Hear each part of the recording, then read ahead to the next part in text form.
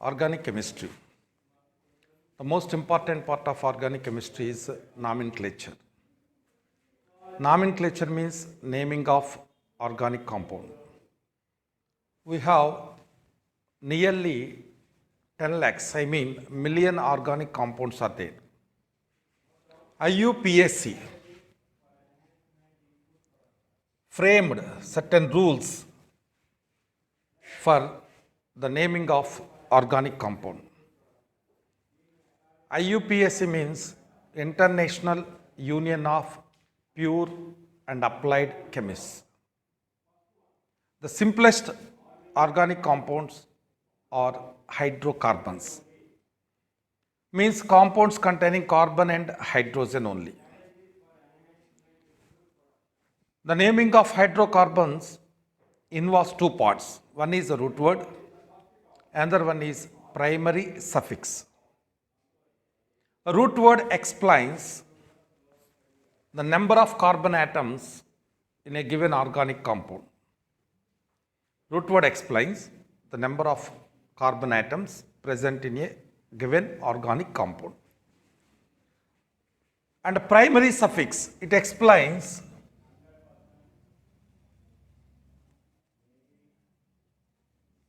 saturation or unsaturation present in the given organic compound. The root word for one carbon in an organic compound is meth. If there are 2 carbons, eth, 3 carbons, prop, 4 carbons, but, 5 carbons, pent. Like that, hex, hept, oct, non, dec. 11 carbons, it is a undec, 12 carbons, dodec. 13 carbons onwards, tridec, tetradec, pentadec, hexadec, like that. Then what is this primary suffix? Hydrocarbons are classified into saturated and unsaturated hydrocarbons. Saturated hydrocarbons are called alkanes. Alkanes have general formula CnH2n plus 2. It means if it has n carbons, there are 2n plus 2 hydrogens. There are 2n plus 2 hydrogens. Another important feature is in alkanes, all carbon-carbon bonds are single bonds. The primary suffix for alkanes is ane, ane. Again, unsaturated hydrocarbons. In saturated hydrocarbons, the tetravalence of carbon is satisfied by sigma bonds only.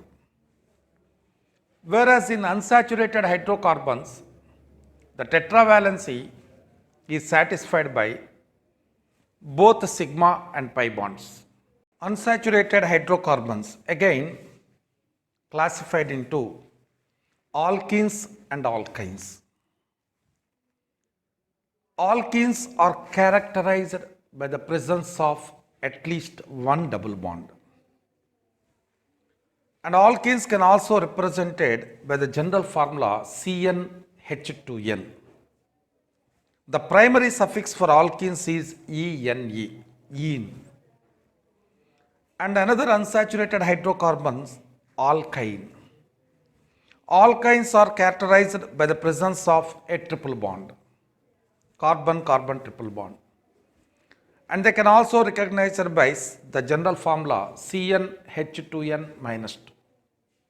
Means if an organic compound has n carbon atoms, the hydrogen should be 2n minus 2. And the primary suffix for alkynes is yne. Let us examine the 3 examples here. One is C3H8. It follows the general formula CnH2n plus 2. 3 carbons, 2 into 3, 6 plus 2. So it is an alkane. Here 3 carbons, the root word for 3 carbons is prop. And primary suffix for alkane is ane. Now its name is propane. Another example, C4H8. It follows the general formula CnH2n. There are four carbons, so the root word is but and primary suffix is ene and its name is butene. One more example, C6H10, which follows the general formula of alkynes CnH2n minus 2. Here we have 6 carbons, the root word is hex and primary suffix is yne, its name is hexane. Now the organic compounds can also be represented by structures. CH3, CH2, CH2, CH3. Observe here 4 carbons are there. No double bond or triple bond. So it is alkane. The root word for 4 carbons is but. And alkane, the primary suffix is ane. Its name is butane. Here observe this example. Here also 4 carbons are there. And there is a double bond. So it should be alkene. 4 carbons with the root word but and primary suffix is ene. So its name is butene. Observe one more example, CH3, CH double bond CH, CH3. Here also 4 carbons and 1 double bond. It is also butene. But the two structures are not identical. Here double bond is present between first and second carbons, whereas here the double bond is present between second and third carbons. In such cases, you have to give the numbering to this chain, carbon chain. The numbering may be from left to right or right to left, such that the double bonded carbons should get the least number. So you should start numbering from here, 1, 2, 3, 4. Since the double bond starts from first carbon, its name is 1-butene. And in this example, 1, 2, 3, 4. The double bond starts from second carbon, it is called 2-butene. Now this 1 and 2 also written after the name of the hydrocarbon, like that butene 1, butene 2 also correct. So it is a representation of the position of double bond. Same rules follows for alkynes also. Examine this example.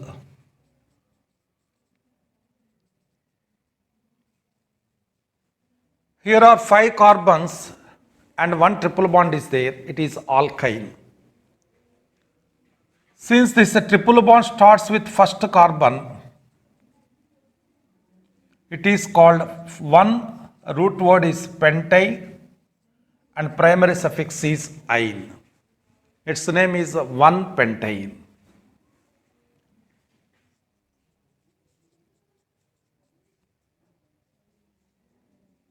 Here again 5 carbons. Numbering is given to the chain. The triple bond starts from second carbon, so it is called 2-pentyne. 1-pentyne and 2-pentyne. Both have same molecular formula. They differ in the position of triple bond. Carbon has a peculiar property called catenation. What is catenation? Self-linkage among the atoms of same element to form long chains, branched chains, and cyclic compounds. Suppose an organic compound has branches. How they are named? The branches are called alkyl branches. Means alkane loses one hydrogen and it becomes alkyl. For example, take a methane, remove one hydrogen, you will get a CH3. The CH3 is called alkyl group named as methyl. Methyl. Similarly, CH3, CH2, ethane minus H, CH2, CH3, ethyl. It can also be written like this, C2H5. Methane minus H methyl, ethane minus H ethyl, propane minus H propyl, like that. These alkyl substituents are present on main chain of the organic compound. How these are numbered and how they are named? You have to give numbering to this main chain or parent chain. This is a substituent or a branch. Numbering may be given from left to right or right to left, such that the alkyl substituent should get the least number. If more than one similar alkyl groups are present, two or more methyls, two or more ethyls, then we have to use prefixes like di for two methyl groups, tri for three methyl groups, tetra for four methyl groups, like that. Let us consider this example 1, 2, 3, 4. On second carbon, there is one substituent or one alkyl group that is called methyl. First, write the name of the substituent, 2-methyl, which means the CH3 is present on second carbon. Now, what about the main chain, which consists of 4 carbons, and it is called butane. Its name is 2-methyl butane.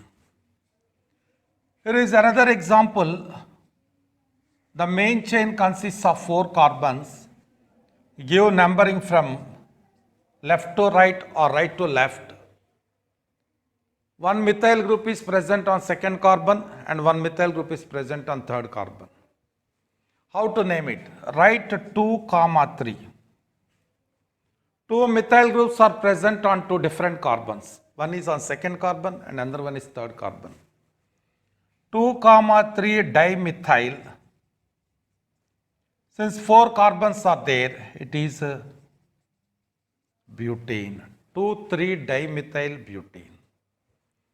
Suppose the two alkyl groups are present on the same carbon. Two alkyl groups, that is the two methyl groups are present on the same chain of the carbon. Same carbon. 1, 2, 3. We should repeat that carbon number. Instead of 2-dimethyl, you have to write like that, 2, 2-dimethyl. And 4 carbons are there, it is butane. So this is how the alkyl substituents are named when they are present on parent chain or main chain. A main chain is one which consists of maximum number of carbon atoms. We have to select that main chain consisting of, here 4 carbons is the main chain. And the CH3 is taken as substituent. If C2H5 is present on the main chain, the name is ethyl. Let us consider one more example. This one, actually its name, one may feel that this is ethyl and ethyl. If numbering is given from this side, 1, 2, 3, 4, 5. So one ethyl group is present on second carbon, one more ethyl group is present on fourth carbon. So it may be 2,4 diethyl pentane. But actually it is not correct. When ethyl is present on second carbon from left side or from right side, you have to write like this. This C2H5 is written as CH2CH3 and this C2H5 also as CH2CH3.